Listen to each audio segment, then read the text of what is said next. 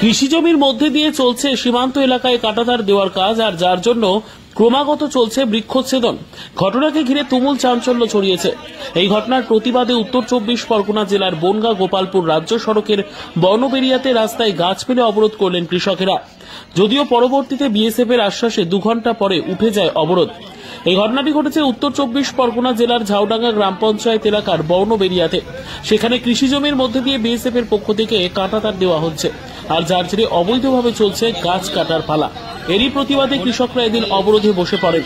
পরবর্তীতে ঘটনাস্থলে পৌঁছয় গাইঘাটা থানার পুলিশ এবং বিএসএফ এর আধিকারিকরা। বিএসএফ এর তরফ থেকে কাঁটাতার তুলে দেওয়ার আশ্বাস দেওয়া হলে পরিস্থিতি স্বাভাবিক হয়।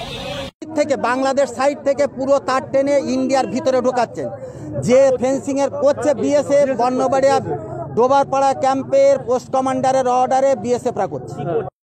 অবরোধ করেছে অ্যাকচুয়ালি বিএসএফরা যেখান দিয়ে তার কাটাগুলো টানাচ্ছে ওটা সঠিক জায়গাতে টানেনি, অবৈধভাবেই